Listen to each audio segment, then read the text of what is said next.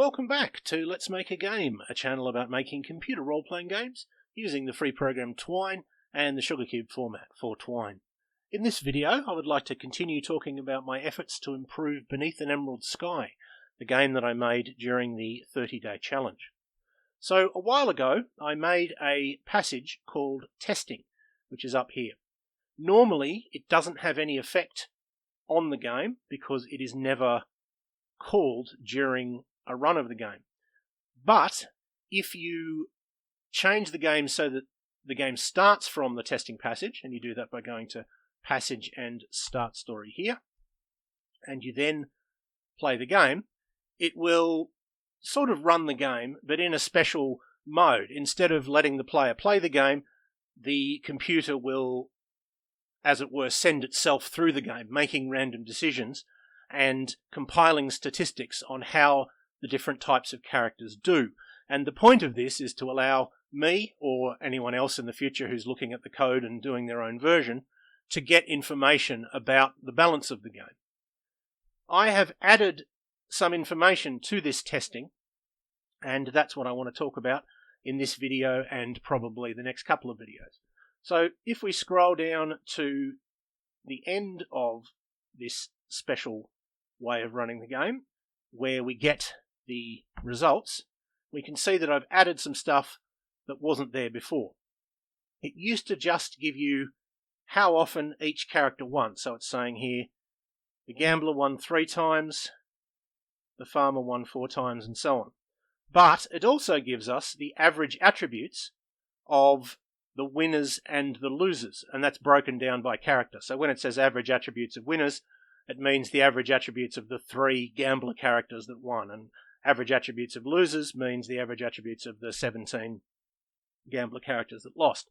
Now, because we're only doing 20 runs for each character, there's going to be a fair bit of random noise, right? A single run makes a fair bit of difference, and therefore we're going to get sort of random results that don't really tell us anything significant. I actually need to increase the number of runs to get good results. But let's look at what it's got, and we can see what we might learn from it. So we look at this character and we go, what's the thing that really sticks out? Well, the thing that really sticks out is their willpower. They've only got willpower of 5. And normally that would suggest, that might mean that willpower is not a very good attribute, because the characters that won didn't have much points in willpower, and because we have the same total number of points for a given character, that means they put points into other attributes, and that suggests that willpower is not a very good attribute compared to some or all of the others. But of course we know that the gambler is a special case. The gambler has low willpower, and in fact if we scroll down and look at the average attributes of losers, we can see, they have an average willpower of 5 as well. So that's obviously not what's happening. What we want is discrepancies between the attribute for the winners and the attribute for the losers of the same character. And there's a couple of points difference between each of them. I don't think any of them is the same.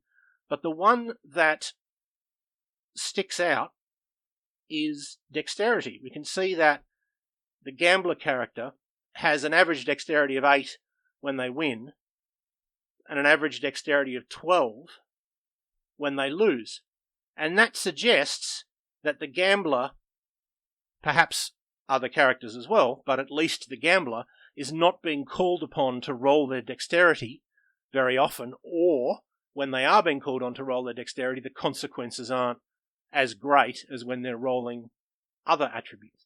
So that might give us a clue that we might want to either think about some more dexterity rolls that we can put in, or increase the consequences for dexterity rolls that already exist, and see if that makes a difference.